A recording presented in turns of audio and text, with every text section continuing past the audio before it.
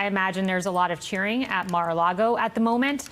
Look, Tim Walz, he's no one to scoff at. He unseated a 6-term Republican in Congress. He won a conservative district. He began as a moderate. And then he had a radical transformation as soon as he got a trifecta in Minnesota. I think it is fair to call him a progressive in sheep's clothing. When you look at his record over the last few years, what you see are transgender surgeries for minors, carbon electrical grid by 2040, driver's licenses for illegal immigrants. In function, his abortion policy allows abortion until birth. These are policies that are far to the left of America. And as John McCormick at the Wall Street Journal pointed out, Kamala Harris has to do the exact opposite of what Tim Walz did. Tim Walz became more progressive. Kamala Harris is trying to become more moderate. But Republicans are going to say, you've shed all your progressive policies, but yet you chose a progressive instead of the guy who outperformed Donald Trump and Joe Biden in Pennsylvania, and that man's name is Josh Shapiro. And that could potentially bring support from Jewish voters, something the Harris campaign needs sorely, no matter who's on the ticket with her. What do you think tipped the scales for the campaign? It is, as you mentioned, a bit of a shock choice. Do you think it was an ideology bent here, or do you think it was based on raw polling? So the word coming out of the Kamala Harris camp to reporters was chemistry. She wanted someone with whom she had chemistry. I would love to know what Obama said to her on the phone, because this time last cycle, 4 years ago, Joe Biden was having apprehensions about choosing Kamala Harris. He called Obama. He expressed these reservations to Obama per CNN, and Obama said back to him, none of that is as important as winning. So I wonder what Obama said, because if this is a chemistry choice, that's fantastic if you have chemistry. But if you don't make it to Pennsylvania Avenue in 2 months, the chemistry doesn't matter. So I've got to believe this was an innate decision of how she was feeling. But feelings should go out the window when you're looking at the path to 270. So Tim Walz is 60 years old. He came to politics late in life, really at the age of 42. He was a high school teacher. He was a high school football coach. He was with Dana and me on this program 2 weeks ago. He's affable. He's likable. He carries a smile with just about everywhere he goes. And I think maybe the personality characteristics here is probably what sold him with Kamala Harris. Ultimately, the question is this. You're going to spend, if you win, you spend a lot of time with this person. Who do you feel comfortable with? Who do you want to be around? Here's the thing, all right? Because I don't know. I'm not an insider, so there's a bunch of stuff that I don't get. I do know this.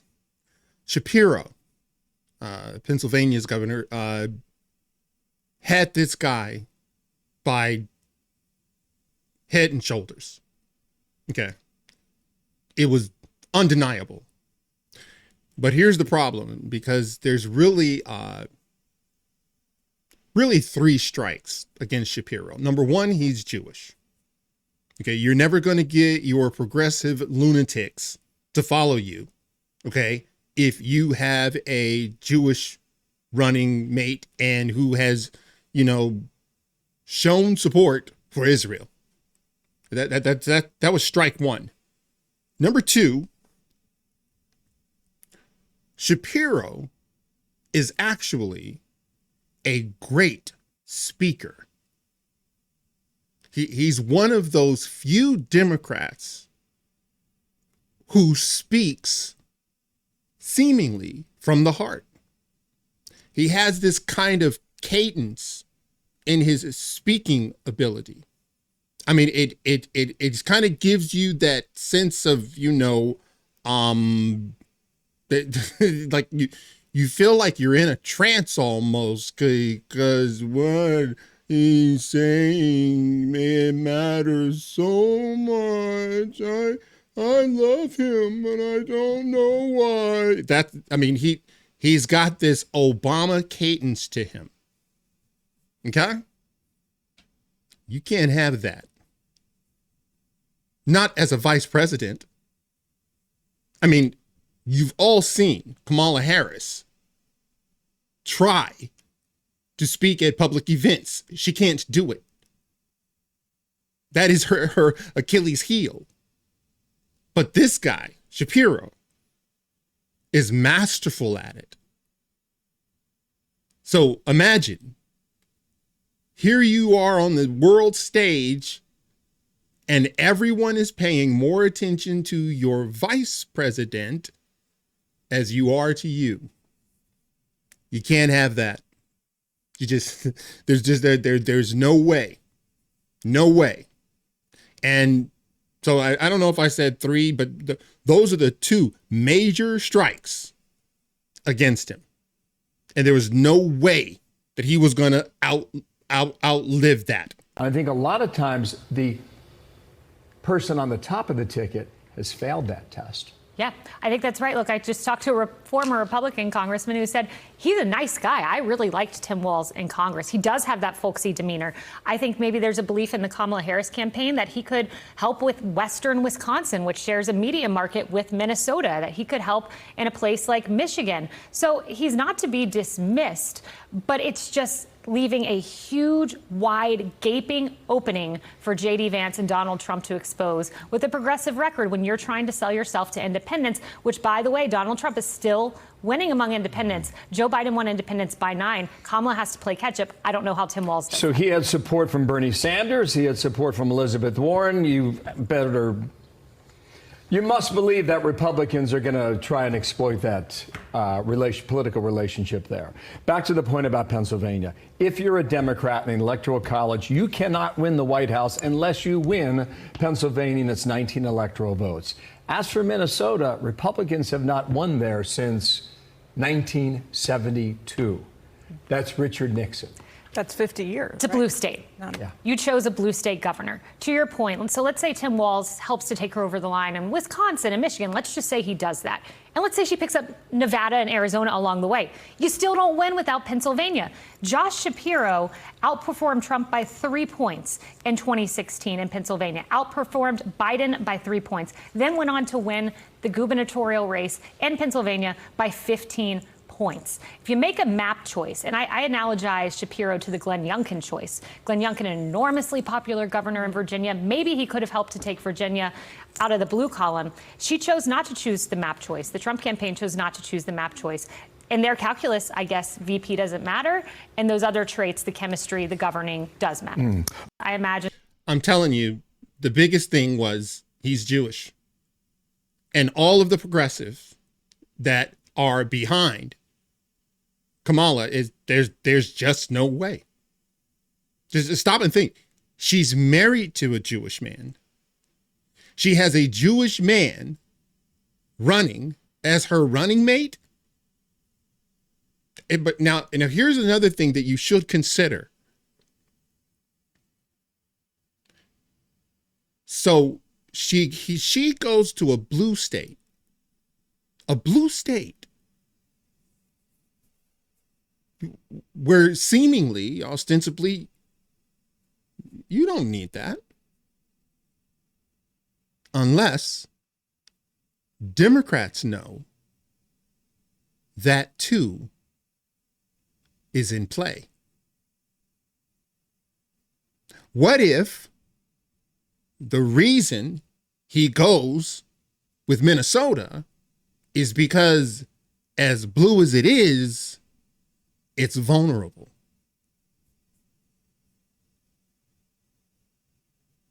Isn't that, at least at the very minimum, a reasonable assertion that maybe, just maybe, they're not letting on to the fact that Donald Trump is making real inroads in Minnesota? Now, there's a reason for that. By the way, and I'm going to show you why. No. I'm going to show you why Donald Trump is probably making real inroads, because there's only so much of this grocery, gas prices, get to the back of the bus policies from the Biden administration. There's only so much you can do. There's only so much you can take. All right. Before we get to that, why don't you wreck that like button, subscribe to my channel if you haven't, and press that notification bell so you never miss an episode. Now, check this out. This comes from the New York Times. Okay? Walz has faced criticism with his response to George Floyd protests. Now, this is New York Times.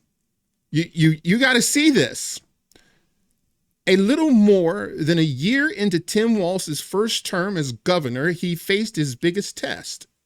His state, already in the throes of the pandemic, was suddenly in the international spotlight after Minneapolis police officers was filmed with an incident with George Floyd in 2020.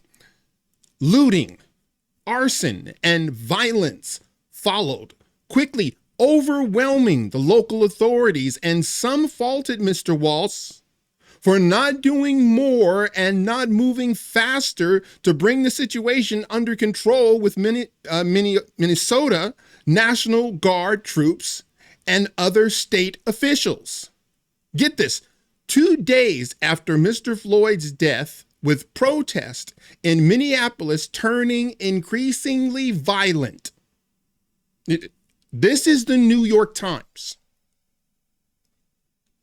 2 days after Mr. Floyd's death, with protest in Minneapolis turning increasingly violent, the city's mayor, Jacob Free, asked Mr. Walz to deploy the National Guard. Hours later, the city's police chief submitted a written request for 600 troops, but it was not until the next afternoon that Mr. Walz signed an executive order allowing the Guard to assist cities. Now, you got to stop and think about this. Don't just read past this. This is unbelievable. See, what you have to do is you have to put yourself in the shoes of those business owners. Look, hang on a second. Looting, arson, violence.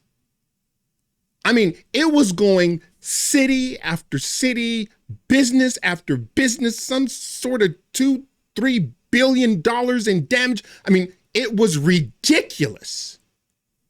And he sits there as governor, pontificating, as you are losing what you have worked your entire life for as a business owner. Stop and think about that. You were watching your livelihood literally go up in smoke, and what is your governor doing? He's not giving you any protection. No. He's pontificating about whether or not he should give you any protection. This is like unbelievable to me. Quote, "It was obvious to me that he froze under pressure, under the calamity, as people's properties were being burned down." You understand something? You can't just read past this. This was cataclysmic. Imagine that you have one of those businesses. Yeah. Imagine it was your coffee shop. It was your gym. It was your bodega. It was your, whatever. And you're watching it being burned by Black Lives Matter activists, and all the while, everyone, up to and including your current vice president, they're praising Black Lives Matter. And you sit there pontificating, philosophizing. I don't know what we should do. We have to wait. Imagine waiting as you go up in flames. Wow, man, this is one of, I gotta tell you, it's kind of a gift to Donald Trump. It kind of is. He suggests that Walz's personal sympathies towards protesters might have delayed a muscular response. I think that was the case. Mr. Walz, a Democrat who is said to be Vice President Kamala Harris's running mate, has since defended his actions. Wait, what? Defended his actions. See, they do this a lot. You'll hear Alejandro Mayorkas. my actions at the border are defensible. It's like, no, you haven't done anything. It's your inaction that's actually at fault here. What do you mean defend his actions? You didn't take any action. You sat and pontificated as people's livelihoods were being burned to the ground.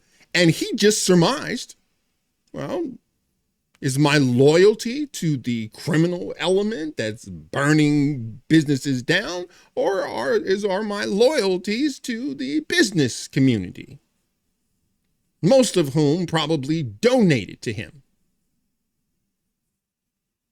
Holy crap. During those days, saying he and others in state government were acting in good faith,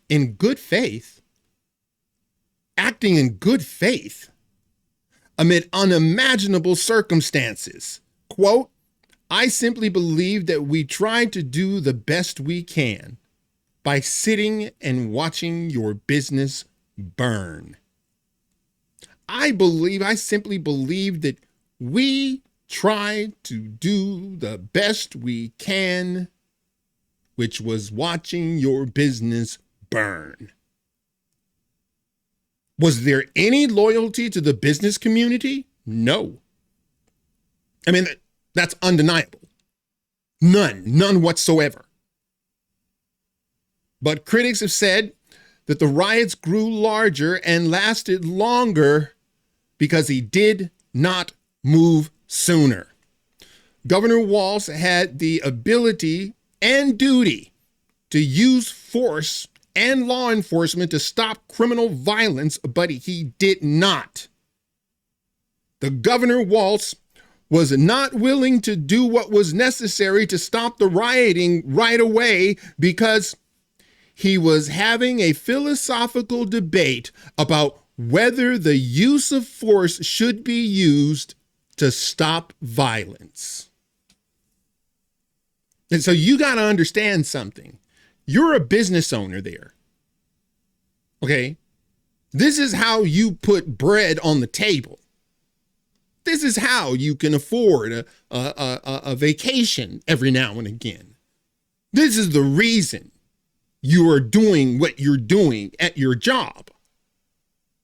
Not to mention all of the other jobs go out the window as this guy sat and pontificated as to whether or not he should intervene.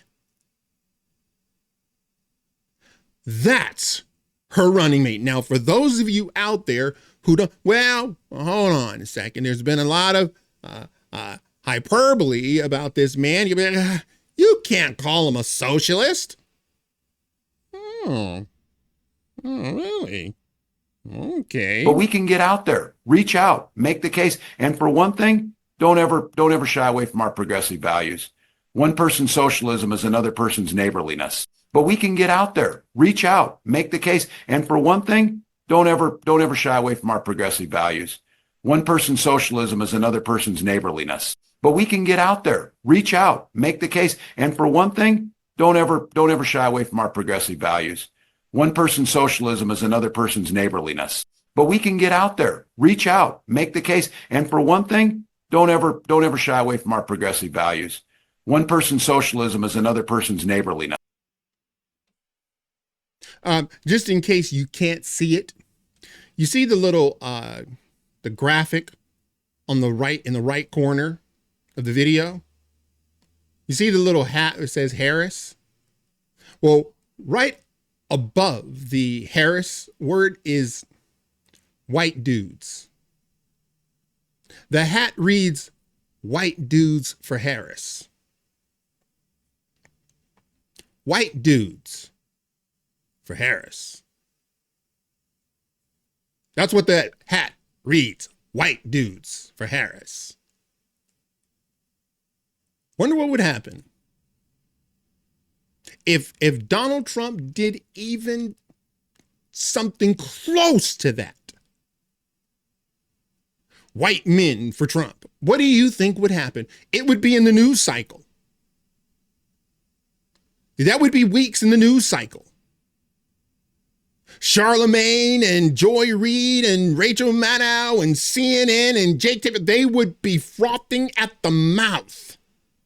White dudes for Harris. Imagine. Now, I have to give a little pushback on Kaylee because he didn't become a progressive. You don't have your principles being middle of the road, moderate Democrat like Manchin, and then all of a sudden you switch on a dime to every single progressive agenda imaginable. That just doesn't happen in life. You already had those leanings. You were already there. It's just that you knew you had to hide it. And he knew he had to hide it. He's disingenuous. He is a liar. He knew that he couldn't really come out and be who he really was because why? Well, he didn't have a trifecta in his state. You know, kind of like Newsom. Once you get a trifecta, you can do whatever you want. One of the things people say that money does to people, it's kind of like, well, getting drunk. The real you comes out.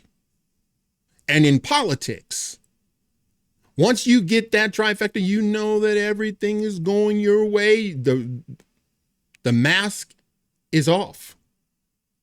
Here, listen. He used to be what I'd call a middle-of-the-road Democrat. Now he's a straight-up socialist.